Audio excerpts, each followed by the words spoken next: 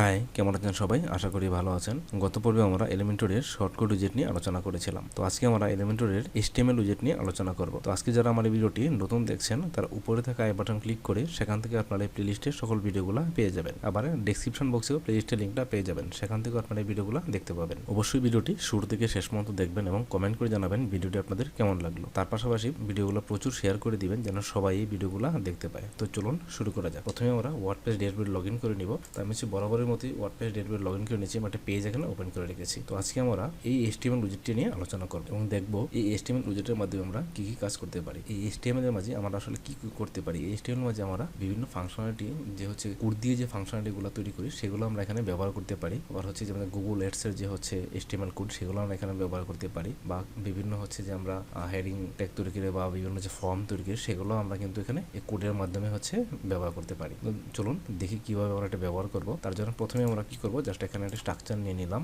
এবং একটি আমি এখানে কন্টেনার নিয়ে আসলাম এবং এখানে আমি কি করব, জাস্ট হচ্ছে আমাদের যে HTML উইজেটটি রয়েছে সেটি আমি ড্রাগ করে এনে এখানে ছেড়ে দিব। তো দেখেন জাস্ট এখানে দিয়ে দিলাম। দেখেন এখানে কিন্তু কোনো কিছুই নাই। জাস্ট আমরা কি করব, এখানে হচ্ছে আমাদের যে HTML যে কোডগুলো রয়েছে সেগুলো জাস্ট আমরা এখানে পেস্ট করে দিব। প্রথমে জাস্ট আমরা দেখি যে কিভাবে এটা কাজ করে। তো চলুন আমরা হচ্ছে এখানে একটা নর্মাল কোড করে দেখি যে হচ্ছে কিভাবে আমরা এখানে কোডগুলো এখানে লিখতে পারি। তার জন্য প্রথমে আমরা কি করব, জাস্ট এখানে একটা h1 ট্যাগ নিয়ে আসবো।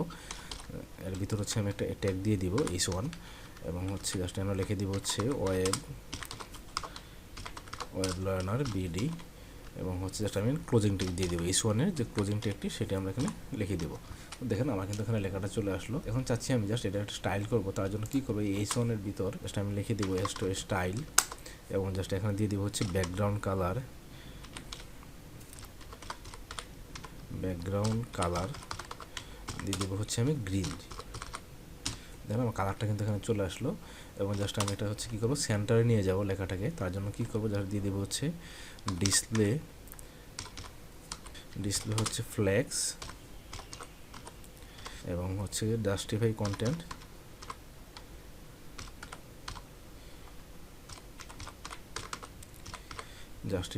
হবে হচ্ছে সেন্টার। দেখুন আমার লেখাটা কিন্তু সেন্টারে চলে আসলো।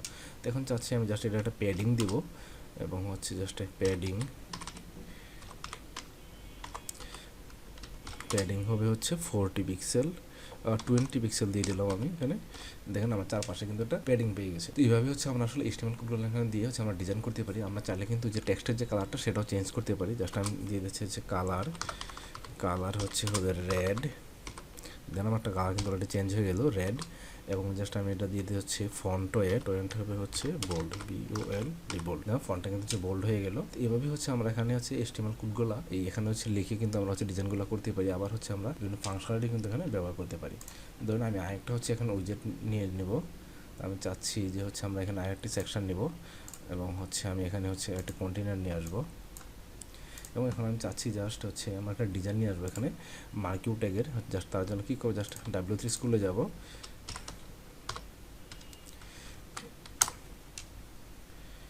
এই যে W3 স্কুল, জাস্ট এখান থেকে জাস্ট আমরা ট্যাগটা নিয়ে আসবো মার্কিউ ট্যাগ।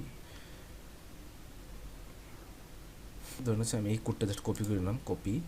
এখন দেখেন জাস্ট আমি এখানে কী করবো, জাস্ট হচ্ছে আমার যে HTML উইজেটটি রয়েছে সেই উইজেটটি জাস্ট আমি নিয়ে আসলাম জাস্ট আমি এখানে পেস্ট করে দিলাম। দেখেন আমার এখানে কিন্তু টেক্সট চলে আসছে, যেটা হচ্ছে কী করতেছে আমার উপর দিকে যাচ্ছে। আমরা চাইলে কিন্তু এই যেখানে দেখেন জাস্ট যে লেখাটা রয়েছে this is simple scrolling text that has scroll in the upper direction. তো দেখেন এখানে কিন্তু হচ্ছে কি আপার দিকে লেখাটা যাচ্ছে। আমরা চাইলে কিন্তু দেখেন এখানে হচ্ছে কি রয়েছে, উইথ রয়েছে 60% এবং ডাইরেকশন কিন্তু আপ। আমি যদি চাই এটা ডাইরেকশন দিয়ে দিব হচ্ছে লেফট। দেখেন এটা কিন্তু লেফটের দিকে আসছে। আর এটা আমি জাস্ট উইথ দিয়ে দিব হচ্ছে 100%। আবার আমি যদি চাই যে ডাইরেকশন দিয়ে দিব হচ্ছে রাইট। দেখেন আমি কিন্তু রাইট দিয়ে দিলে কী হবে, রাইট লেফট থেকে রাইটের দিকে যাচ্ছে। তো আশা করি আপনারা বুঝতে পেরেছেন যে হচ্ছে কীভাবে হচ্ছে আমরা এই টেক্সটগুলো হচ্ছে HTML কোডগুলোকে হচ্ছে ইউজারের ভিতরে ব্যবহার করে একটি ওয়েবসাইটের ভিতর হচ্ছে ইন্টিগ্রেট করবো। তো আশা করি আপনারা বুঝতে পেরেছেন যে হচ্ছে কীভাবে আমরা HTML উইজেটটি একটি ওয়েবসাইটে ব্যবহার করবো এবং কোডগুলো কীভাবে HTML উইজেটের ভিতর ব্যবহার করবো। তো আজকে আমি এখানেই শেষ করছি। দেখা হবে পরবর্তী ভিডিওতে। একটি কথা, পরবর্তী ভিডিও পেতে অবশ্যই আমার চ্যানেলটি সাবস্ক্রাইব করে রাখবেন এবং পাশে থাকা বেল আইকনে ক্লিক করে রাখবেন। তো ভালো থাকেন সবাই, দেখা হবে পরবর্তী ভিডিওতে। ধন্যবাদ সবাই।